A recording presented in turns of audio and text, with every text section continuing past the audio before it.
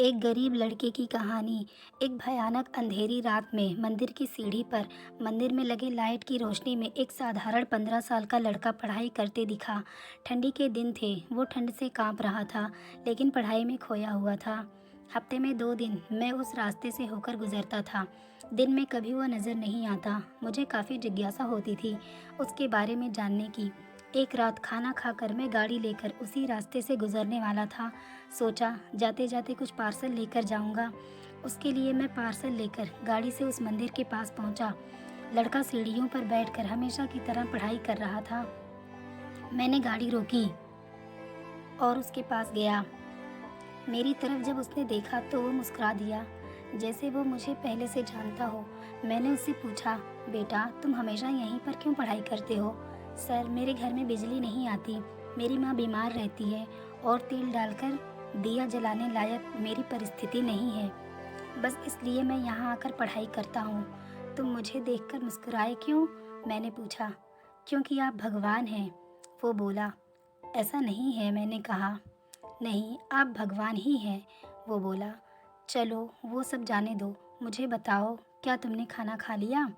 क्योंकि मैं तुम्हारे लिए खाने का पार्सल लाया हूँ। देखा, इसलिए मैं आपको भगवान कह रहा था। आज मुझे बहुत भूख लगी है, सुबह से मैंने कुछ भी नहीं खाया।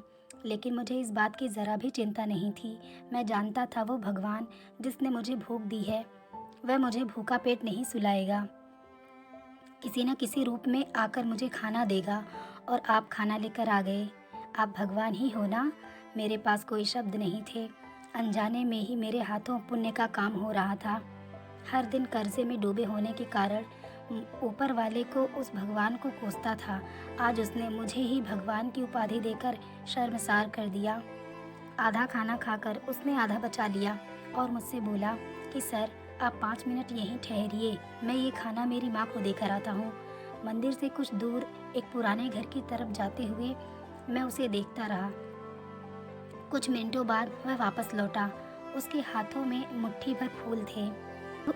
उसने वो मेरे पैरों में रख दिए और बोला, माँ ने कहा है जिस भगवान ने हमारा पेट भरा है उसके चरणों में थोड़े फूल तो चढ़ाने ही चाहिए। मेरी आंखें बंद हो गई और उसमें अपने आप आंसू निकल आए। आंखें खोल के मैंने उसके पुराने घर की तरफ देखा।